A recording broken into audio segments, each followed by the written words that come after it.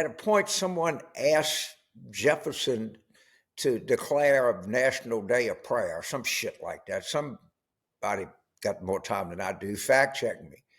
And his response was, "Are you shitting me?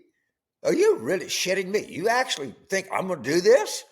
So you should take a little time to maybe learn a little history. Well, we're back, and we got to come to one of our favorite topics, none other than Mike Johnson. All right, James, come on, man. It's New Year, new Congress, new thing coming to town. I know, you're pissed at Mike Johnson because he's from Louisiana and he keeps doing stupid things, but have a little Christian charity about you. I've tried. So I'm not going to go through all of the rigmarole that you saw go down with Republicans picking the speaker. So finally, they get a speaker, and, well, it's a speaker they had before, Mike Johnson, Louisiana. Hakeem does a great job. We'll work with people. It's the people's house, standard bullshit. So you're sitting there and saying, well, I may not like the election, but at least it was close, and speaker's coming down the well, and we should listen to what he has to say. I mean, he's our third in line for the succession of the United States, I think. Charles Grassley at 91 years old is fourth, but somebody can fact check me on that. So he goes to the well. Now, understand, like anything else, there's gradations. Okay, there's lies. Okay. Certain people, they are lies. They are damnable lies or big lies. Okay, that's different than just maybe a little lie.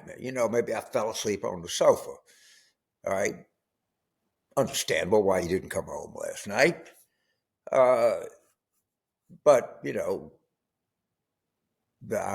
something else. And then there's lies that are so big that they really take the breath away from you, that you can't believe. So, in other words, to just say something like, under the Republican leadership of the Congress, we were able to eradicate crime, close the border, bring unheralded prosperity to anything like that. Okay, the reason we had the Clinton boom is because of Reagan. Okay, fine. All right, whatever you want to believe. So those are lies. People tell them in everybody politics, to some extent, they all lied, but it's true of that. And then you could tell something but for a lie to really have a real impact and to really be impressive in politics, where you say, God damn, I'm going to step back. We have to do a matrix. We have to do, first of all, is there any justification at all for saying this? Okay. So he goes to the well of the floor, and it would take me a second here. Might have to edit it a little bit. Make sure I get this right. All right, Johnson told lawmakers, it's, quote, quite familiar to historians and probably many of us, unquote. Okay, so here we go. I'm sure we're going to get a little exaggerated story maybe here, but that's all right. We're listening.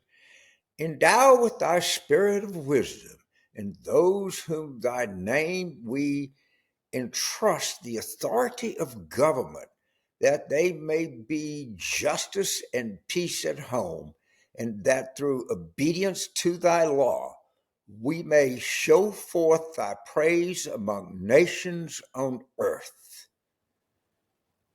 Okay, Johnson said. Now, understand, that's very, very articulate, oh man, look at that. Look at what he's saying. He attributed that quote to Thomas Jefferson. Okay, it's not just that Thomas Jefferson never said that there's not an iota of historical evidence to even remotely think Thomas Jefferson ever said that. Okay, that's a lie. I just make up. I said that so and so said James Carville is the greatest commentator in modern America. So somebody calls so and so and says, "That guy never said that about you, James." Oh shit, I got caught. Should have never said that. Right. So we know that it is not only a lie. It's not only been denied by the Thomas Jefferson Historical Society. They've not only been able to put any shred of evidence he ever said that, because he frankly did. It is so contrary to what Thomas Jefferson actually believed. That's what elevates this lie to a level that is just breathtaking. Breathtaking. In fact, at a point, someone asked Jefferson to declare a National Day of Prayer, some shit like that. Somebody got more time than I do, fact checking me. And his response was, "Are you shitting me? Are you really shitting me? You actually think I'm going to do this?" So you should take a little time to maybe learn a little history. And so you come up and you say, well, okay, this guy, he graduated from college, back the same one I did. He had graduated from law school, back the same one I did. Can't blame. You know, people for everything. He's obviously literate. I mean, I see him. He puts the strings of sentence together. And why does he lie about this? And I have a different theory, okay? I was, James got to be a little bit unconventional. I'll refer you back to one of my original YouTube some years ago where I explained Mike Johnson. The thing that people don't really understand that I think about Mike Johnson, I think I have a particular insight on Mike Johnson. I could be wrong, okay. But I do. Now, although I don't think I ever met him. If I did, it's very superficially, but boy, do I know who this guy is. I think Mike Johnson actually believes that Thomas Jefferson said that. You heard me. In the law, or if you study theology, intent has a lot to do with commission of a crime, commission of a sin. And if I think that, well, Mike Johnson, first of all, is smart enough to know that's not true, but he just said that, come on, because he was trying to make a political point. He had to sound articulate, he had to sound intelligent, or he had to make his caucus feel good, he had to say something.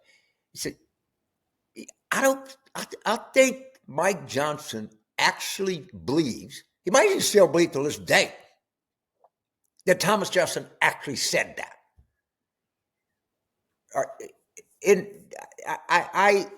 I believe that because I know a lot of people like that. And there's something else about Mike Johnson, and I talked about in the video, this is very important. He actually believes that the earth was created in 7 days, 5,000 years ago. Understand, he's not a politician politicking somewhere in East Tennessee that says, well, if you want to believe that people descended from apes and you'd be one of them evolutionists. Okay. Said that guy might probably believe it, but hey, we're in East Tennessee, we're in North Alabama, we're with some place of many of the population with like epic stupidity, but that's okay. I said many. I think, so if you believe that and you genuinely believe it, like Mike Johnson does, and there are more people than you think that genuinely believe this.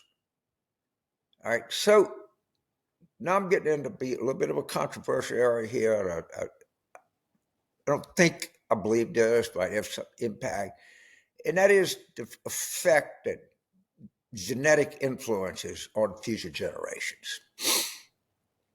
So I think that there must be some Institute for Faith and Reason, or the ACLU, or I don't know, anything or some foundation, all right, to get in all these foundations, support all this woke shit, support something valuable, and say that anybody that actually believes in creationism, that actually genuinely believes there's we will offer you a free vasectomy or a free, if you're a female, we'll give you free surgery to make sure you don't have no kids. Because I don't think we'll want our gene pool to be continually affected by people that are just this fucking naive. All right? I don't, I guess there's nothing you do. I'm sure you couldn't do this, is probably, but we don't, you know, somebody talking about poison about blood. But, I mean, I don't, they actually, and I think this guy actually 100% believes that God stood there and, like I said, created, I don't know, the earth and the air and the water and the whatever. And then after 6 days, he decided to rest. I don't think, I think he actually believes in Noah's Ark. Okay, I don't think he thinks it's an apocryphal story or something, you know. I think he thinks the whole earth was flooded. But but now he's the Speaker of the House. And somebody is going to read what he said and actually believe this shit. So all I can say is, in this whole creationism 5,000 year bullshit, we're supposed to, and I believe this, you should be nice to all voters, and I believe in being inclusive, I believe in being polite. Let's see, people I disagree with all the time. Sometimes I even go so far as to try to avoid a conversation because I don't want anybody to feel uncomfortable. I think most of you can understand that. But, at some level, I can disagree with people, particularly on policy, and have a great deal of respect for them. Sometimes I struggle with people that vote for Trump, but I've chosen to be courteous and nice to them for now. But if I know a person actually believes in creationism, well, I'm not going to be rude to them, but I'm going to think there's something really fucking wrong with that person. I mean, how could you be, that goddamn stupid? I don't know. And maybe I don't know if there's any way to keep these people from procreating.